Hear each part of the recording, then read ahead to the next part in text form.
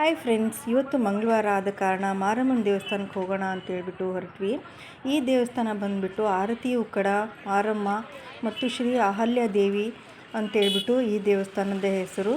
ಮೈಸೂರಲ್ಲಿ ಇರೋರಿಗೆ, ಸುತ್ತಮುತ್ತಲ ಇರೋರಿಗೆ ಎಲ್ಲರೂ ಖಂಡಿತ ಈ ದೇವಸ್ಥಾನ ಗೊತ್ತಿರುತ್ತೆ. ತುಂಬ ಪವರ್ಫುಲ್ ದೇವಸ್ಥಾನ.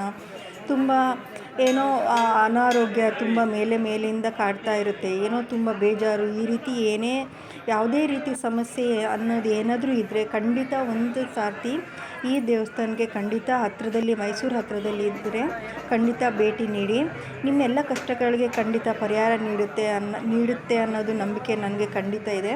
ಹೀಗಾಗಿ ತುಂಬ ಒಂದು 2-3 ತಿಂಗಳಾಗಿತ್ತು ನಾನು ಹೋಗೋಣ ಅಂತ ಹೇಳ್ಬಿಟ್ಟು ಇವತ್ತು ಮಂಗಳವಾರ ಹೋಗಿದ್ವಿ. ಅಲ್ಲಿ ಒಳಗಡೆ ಎಲ್ಲ ನಮ್ಗೆ ವೀಡಿಯೋ ಮಾಡ್ಕೊಳಕ್ಕಾಗಲ್ಲ, ಹೀಗಾಗಿ ಹೊರಗಡೆಯಿಂದನೇ ಇದು ವೀಡಿಯೋ ಮಾಡ್ಕೊಂಬಂದಿದ್ದೀನಿ. ಹಣ್ಣು ಕಾಯಿ ಮಾಡ್ಸೋಣ, ತುಂಬ ದಿವಸ ಆಯಿತು ಅಂತ ಹೇಳ್ಬಿಟ್ಟು ಇದು ಹಣ್ಣು ಕಾಯಿ ಎಲ್ಲ ಮಾಡಿಸ್ಕೊಂಡ್ವಿ.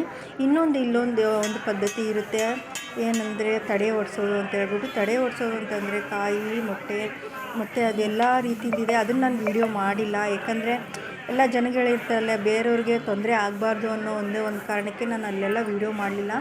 ಬರೀ ದೇವಸ್ಥಾನದ ಒಂದು ವೀಡಿಯೋ ಮಾಡಿದ್ದೀನಿ. ಖಂಡಿತ ಏನಾದರೂ ಸಮಸ್ಯೆ ಇದ್ದರೆ ಈ ಒಂದು ದೇವಸ್ಥಾನಕ್ಕೆ ಹೋಗ್ಬಿಟ್ಟು ಬನ್ನಿ, ಪರಿಹಾರ ಅಂತೂ ಖಂಡಿತ ಸಿಗುತ್ತೆ. ನಾವು ಪ್ರತಿಯೊಂದು ತಿಂಗಳು ಖಂಡಿತ ಹೋಗ್ತಾಯಿದ್ದೀವಿ, ಬಟ್ ಇತ್ತೀಚೆಗೆ ನಾವು ಹೋಗಲೇ ಇಲ್ಲ.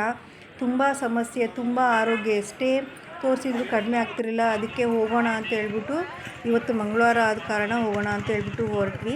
ಮತ್ತು ಹುಣ್ಣಿಮೆ, ಅಮಾವಾಸ್ಯೆ, ಮಂಗಳವಾರ, ಶುಕ್ರವಾರ ತುಂಬ ರಶ್ ಇರುತ್ತೆ.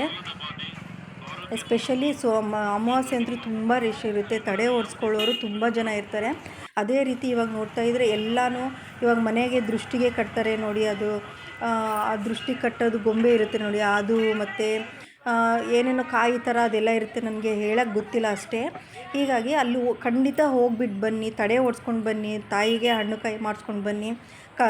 ಏನಾದರೂ ನಿಮ್ಮ ಸಮಸ್ಯೆ ಇದ್ದರೆ ಖಂಡಿತ ಹೇಳ್ಕೊಡಿ, ಪರಿಹಾರ ಅಂತೂ ಖಂಡಿತ ಸಿಗುತ್ತೆ ಅನ್ನೋ ನಂಬಿಕೆ ನನಗೂ ಇದೆ. ಯಾವುದೇ ರೀತಿ ದೇವಸ್ಥಾನಕ್ಕೆ ಹೋದರೆ ಪರಿಹಾರ ಸಿಗುತ್ತೆ. ದೇವರಲ್ಲಿ ನಮಗೆ ನಂಬಿಕೆ ಇರಬೇಕು ಅಷ್ಟೇ.